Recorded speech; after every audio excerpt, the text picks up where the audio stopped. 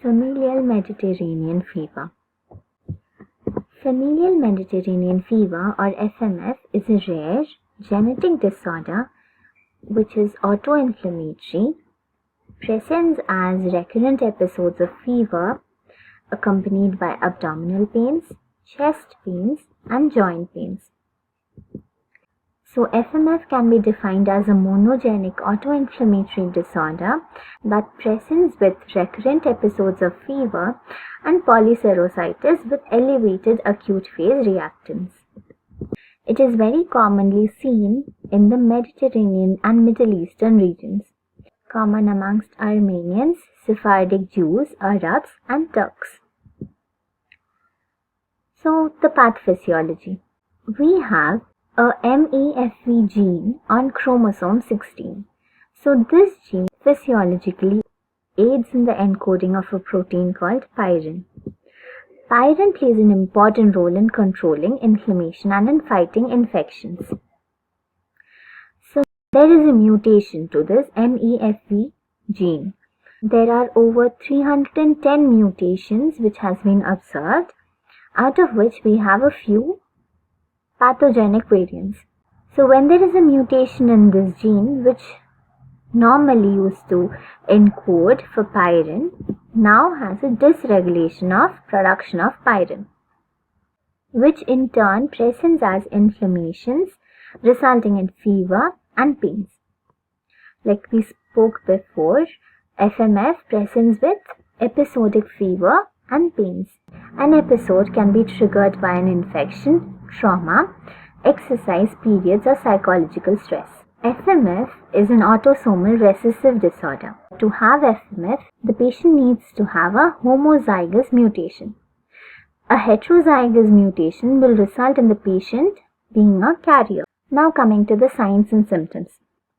The patient will have recurrent episodes of fever, abdominal, chest or joint pains, red rashes over the extremities, recurrent pericarditis, myositis, meningitis or orchitis. So an average episode will last for approximately 3 days and then it will resolve on its own. So after the first episode, but we cannot predict when the patient is going to have the next episode. So one of the disease which is associated with FMF and most commonly seen amongst FMF patients is amyloidosis. So amyloidosis is a condition in which you have a deposition of amyloid protein in various organ systems. In FMF, you can most commonly observe renal amyloidosis. That is, it will present as a nephropathy, which is progressive, leading to end-stage renal disease. How do we diagnose FMF? You should have a family history because, as we spoke, this is a genetic disorder. You should have the support of physical examinations and clinical features. You must carry on a gene mutation test and then you should have a response to colchicine. So now what is colchicine? Colchicine is an anti-gout medication which is proven effective in FMF. That is, it helps in reducing the symptoms or at least reducing the frequency of episodes. Apart from this, you should have evidence of elevated WBC count. That is, it can be a sign of infection, or elevated ESR, which can indicate inflammation, elevated plasma fibrinogen or elevated haptoglobin. Haptoglobin you can have an increase due to sequestration of RBCs. Elevated C-reactive protein, because as we spoke, as per the definition, you have an increase of acute phase reactants and CRP is an acute phase protein.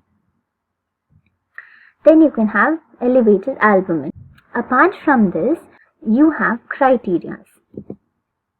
You have major criteria as recurrent febrile fever episodes, AA amyloidosis, a favorable response to colchicine. That is, when you suspect FMF, you treat the patient for 3 to 6 months with colchicine.